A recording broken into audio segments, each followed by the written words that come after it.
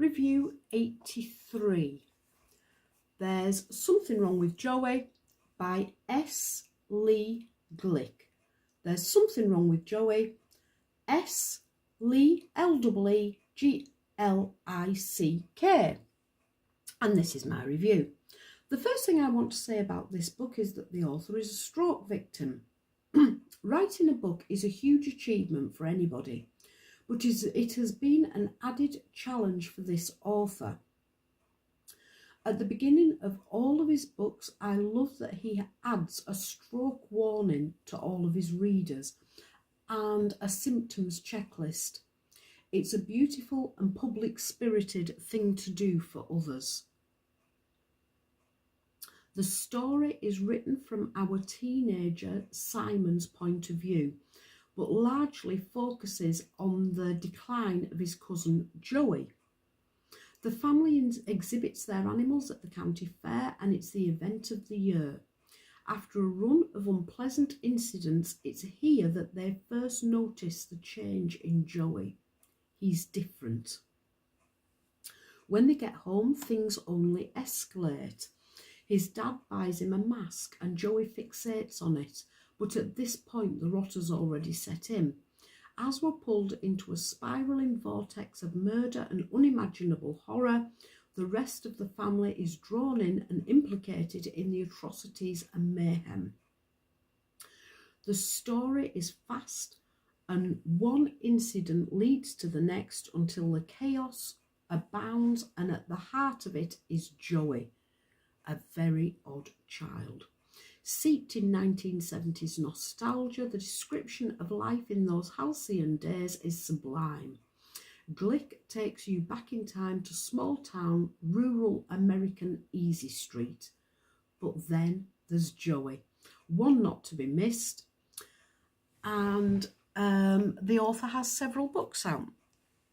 So, a little bit of a negative first, because I do want to mention this #1 bestseller thing.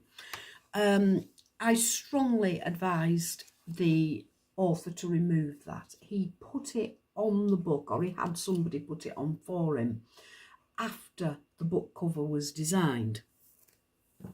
We actually designed this cover for him, and I advised strongly against putting Amazon #1 bestseller on it, but that's what he wanted to do.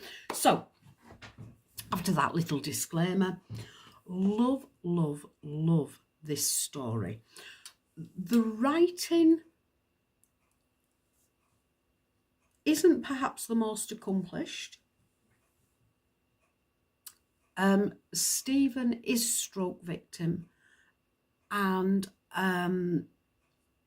the writing is fantastic because of that, but there will be errors and maybe the odd continuity confusion. Take away from that, the story is excellent. The characters are fantastic. It licks along at a pace. It's a really good read. I do recommend reading this book, but just keep in mind that Stephen has had a stroke and has written this book after that, and his condition isn't just physical. It has affected his memory as well. The book is readable, very relatable, and the story is excellent. The description's fabulous. I mean, you're just back in the 70s, when they go to the county fair, you're just there, you're taken into every situation, the situations in the barn and the drive-in movies,